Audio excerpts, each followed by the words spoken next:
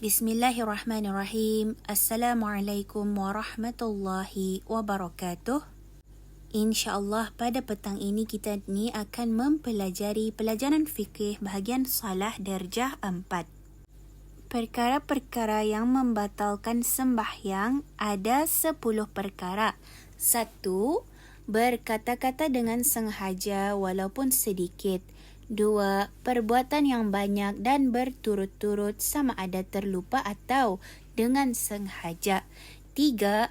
Kedatangan hadas kecil atau besar.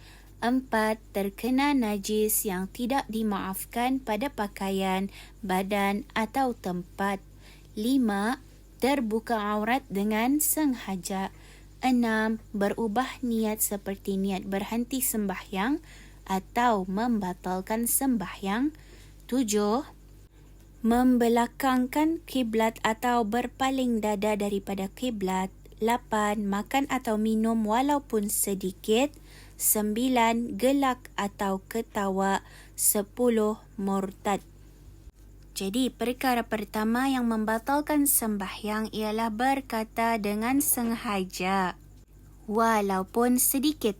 Jadi apa artinya? Berkata-kata yang membatalkan sembahyang ialah berkata-kata dalam sembahyang dengan sengaja dan ia mengetahui bahawa berkata-kata dengan sengaja itu hukumnya haram serta ia sedar bahawa ia di dalam sembahyang. 1. Jika ia berkata-kata dengan sengaja dalam sembahyang sama ada dengan satu huruf yang boleh difahami atau dua huruf yang tidak difahami, maka batal sembahyangnya. 2. Jika ia mengetahui bahawa berkata-kata dengan sengaja itu hukumnya haram, maka batal sembahyangnya kecuali bagi orang-orang yang mengetahuinya seperti orang yang baru memeluk agama Islam atau tinggal jauh terpencil daripada orang Islam sehingga sukar baginya untuk mempelajari agama Islam. Jika ia berkata-kata, maka sah sembahyangnya. Jadi maksudnya di sini apabila kita ni yang belajar dan sekolah agama, kita ni belajar sudah bahawa berkata-kata di dalam sembahyang adalah salah satu perkara yang membatalkan sembahyang. Akan tetapi sah sembahyangnya jika orang tersebut baru memeluk agama Islam atau ia tidak tahu bahawasanya berkata-kata dalam sembahyang boleh membatalkan sembahyang, maka orang tersebut sah sembahyangnya.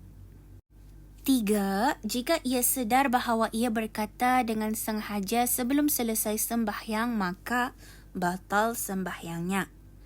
Jadi di bawah adalah beberapa masalah yang berkaitan dengan berkata-kata dengan sengaja walaupun sedikit. Maka yang pertama, orang yang di dalam sembahyang berdaham atau menangis atau mengerang atau menghembus dengan mulut atau dengan hidung atau bersin. Apa tu artinya berdaham?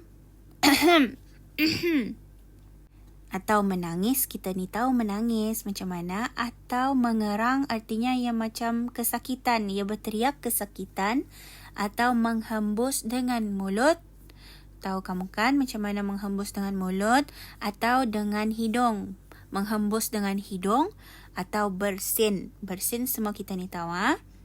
Jadi, apakah hukum sembahyang orang tersebut? Maka, jika salah satu perkara itu berlaku dengan banyak dan nyata dua huruf atau satu huruf yang boleh difahami, maka sembahyangnya adalah batal. Sebagai contoh, jadi di sana boleh difahami oleh orang di sebelahnya. Maka sembahyangnya adalah batal atau perkara itu berlaku kerana main-main, maka sembahyangnya adalah batal. Tetapi jika perkara itu berlaku sedikit pada kebiasaan dan ia berlaku bukan kerana kehendaknya, bahkan ia terpaksa, maka sembahyangnya tidak batal walaupun nyata dua huruf daripada tiap-tiap kali berlakunya perkara itu. Kerana perkara itu bukan kerana kecuaiannya. Dalam pada itu, jika perkara itu berlaku banyak pada kebiasaan, maka hukum sembahyangnya adalah batal jika nyata 2 huruf atau 1 huruf yang difahami walaupun ia berlaku secara terpaksa kerana ia memutuskan peraturan sembahyang, kecuali perkara itu menjadi penyakit yang tidak berputus-putus, sehingga tidak ada masa yang terluang daripada berlakunya walaupun untuk tempoh menunaikan sembahyang.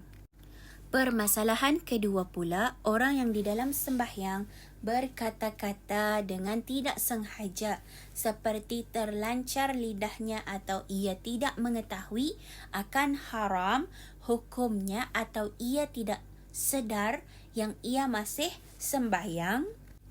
Maka apakah hukum sembahyangnya? Maka di sini jika perkataan itu sedikit iaitu 6 perkataan pada kebiasaan ataupun kurang, maka sembahyangnya adalah tidak batal.